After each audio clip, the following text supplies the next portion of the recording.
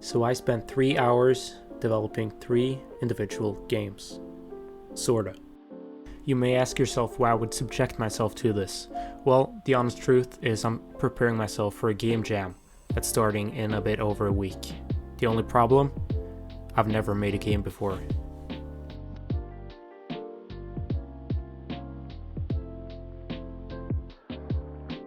Since the game jam that I will be attending is by GDevelop, I'm obviously going to be using that game engine for these 3 games.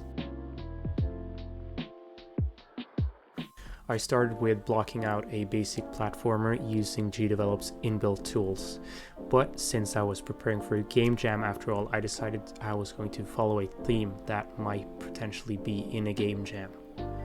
I chose Every Death is Meaningful as the theme for this game. The idea was that when the player dies, they will respawn as another character with different abilities.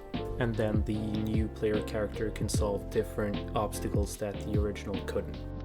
And while I was making this into a reality, I felt kinda good about myself. That was until I looked at a timer. I'd spent 35 minutes creating the basic idea of the game with only 1 extra character.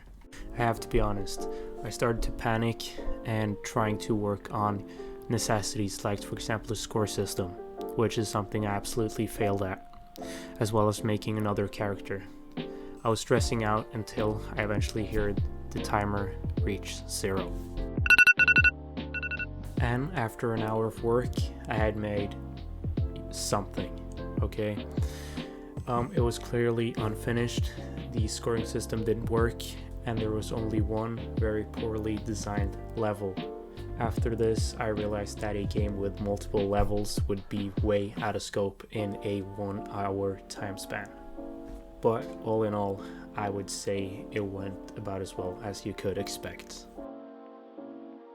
The second time around, I learned from my mistakes and decided to make a sort of endless game where you jump from platform to platform trying to survive. I found this cute cat on the asset store and decided to get to work. Honestly, this should have been easy. The 2D movement is already set up in of itself in GDevelop, so the only thing I had to do was make the blocks fall. But apparently, I'm an idiot, so I struggled with this for way too long.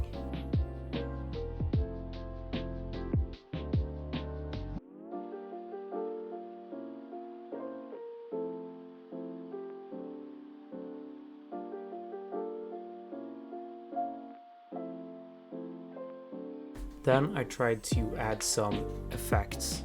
The only one that I actually managed to pull off was using the particle system to make a little death animation. Then I realized that the game is basically unplayable because the controls are absolutely garbage and the character feel is just, it's just awful. So I tried fixing this with using a dash and a wall jump and all sort of things. So this, of course, also took up a significant portion of time. And before I knew it, time was up. So once again, I had created an unfinished game without the scoring system.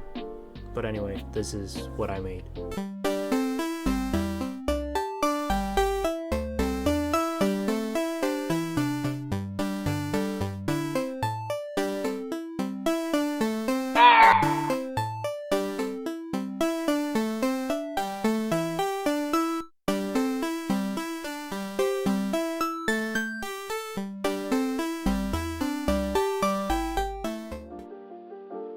This time I promised myself I was going to finish and make a game playable with a playable game loop.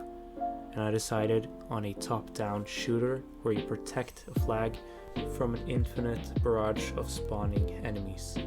But since this was basically already kind of built into the game engine, especially with the movement and shooting, I wanted to make something of my own. So I decided I wanted to make a turret, which you could drag around. And with this in mind, I just want to talk about what I've learned from doing this. Of course, I've learned the sort of basics of GDevelop, but I've also kind of, gotten a respect for game developers. I mean, even the smallest things are fairly difficult, and I would imagine they're much more difficult when you're actually having to code. As expected, I didn't finish the third game either. Of course, you can get a score and you can use the score to upgrade your turret, but the game doesn't get progressively harder. I tried doing that and I was in the midst of doing it when the timer ran out. So the game is of course unfinished, and the turret also wasn't very good. I tried to make it fire out of different points, but I didn't really have time to figure that out. So yeah, this is what I managed to make in the last hour.